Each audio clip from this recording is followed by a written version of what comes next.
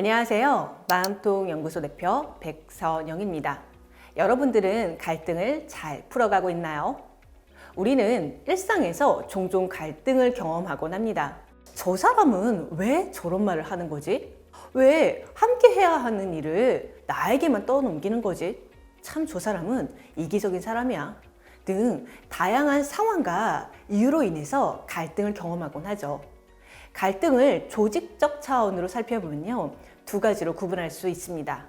우선 업무 갈등으로 일하는 방식의 차이, 업무 지시의 불명확함, 의사결정 방향에 어려움이 있고요. 두 번째는 관계적 갈등에 부서 간의 갈등, 성향 차이, 세대 간의 차이, 가치 갈등 등이 있습니다. 업무 갈등은요, 다시 관계의 갈등으로 이어지기도 합니다. 갈등 관리를 위해선 두 가지 이해가 필요한데요. 우선 사람과 사람이 만나는 공간이라면 갈등은 피할 수 없다는 점입니다. 홀로 있으면 괜찮을까 싶지만 자신과의 내면 갈등을 마주하게 되죠. 결국 갈등은 피할 수 없다면 즐기라는 말처럼 갈등을 슬기롭게 대처하는 갈등 관리 방법에 지혜가 필요한 거죠. 다음은 자기 인식입니다. 여러분들, 갈등에도 패턴이 있다는 거 아십니까? 갈등이 발생하면 상황이 좋아지지 않을 거라는 예기 불안 등으로 갈등을 피하는 회피의 유형이 있고요. 자신의 것을 지키겠어 라면서 더 강력하게 주장하는 경쟁형의 패턴도 있습니다. 이처럼 각자 자신의 갈등 패턴을 이해하고 유연성을 기르면 갈등을요, 슬기롭게 관리할 수 있게 됩니다. 갈등을 낮춤으로써 업무의 효율은 높이고 관계의 친밀함을 높일 수 있게 됩니다. 자, 갈등을 슬기롭게 대처하기 위한 3단계 방법이 있습니다. 첫 번째, 알아차림입니다. 갈등 단계에서 지금 내가 하고 있는 감정과 생각이 무엇인지 알아차리는 과정이 필요합니다.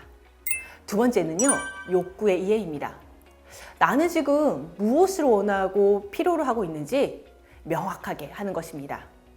자신의 욕구를 이해하기 위한 질문이 있는데요. 지금 나 또는 상대가 원하고 바라는 점은 무엇인가? 지금 나 또는 상대가 기대하는 점은 무엇이지? 지금 나 또는 상대가 필요한 점은 무엇인가? 입니다. 3단계는요, 갈등의 5가지 대처 방법의 이해인데요. 자신의 행동 패턴을 이해하고 갈등 상황의 변화를 가져보는 것입니다. 갈등 상황에서 개인마다 일반적인 행동 패턴이 있는데요. 이를 토마스 킬만은 5가지 행동 기술로 제시하고 있습니다. 여러분들은 어떤 유형인가요? 우선 경쟁형입니다. 상대의 욕구보다 자신의 욕구가 더 중요한 거죠.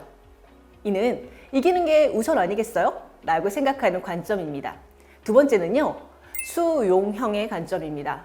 자신의 욕구보다 상대의 욕구가 더 중요한 거죠.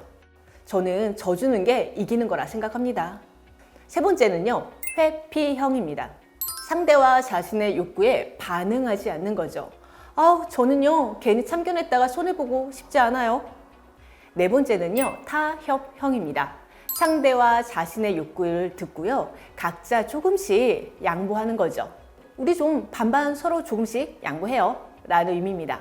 마지막 협력형은요, 상대와 자신의 욕구를 잘 경청하고 서로에게 이익이 되는 관점으로 진행하는 것이 협력형인데요.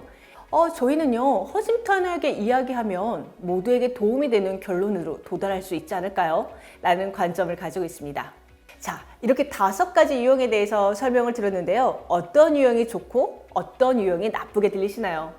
그런데 이 갈등 상황의 유형은 좋고 나쁨이 존재하지 않습니다. 모든 유형을요, 상황의 적재적소에 맞게 사용하는 유연함이 필요할 뿐입니다. 가령 경쟁형은요, 의사결정을 빠르고 신속하게 내려야 하는 상황에 도움이 되고요.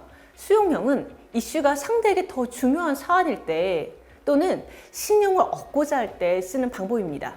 회피형은요, 저는 이걸 일시적 회피라고 말씀드리거든요. 상대방의 감정이 너무 고조되어 있을 때, 더 이상 타협할 수 없을 때, 의견 차이가 좁혀지지 않을 때 우린 일시적 회피를 사용하고 다시 협력과 타협 등으로 가면 되겠죠. 마지막은 협력형입니다. 모두에게 중요한 이슈일 때 협력형을 사용하게 되죠.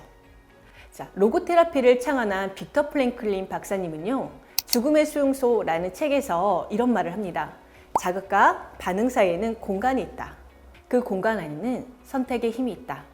그 선택이 행복과 성장에 직접 관련되어 있다. 라고 말을 합니다.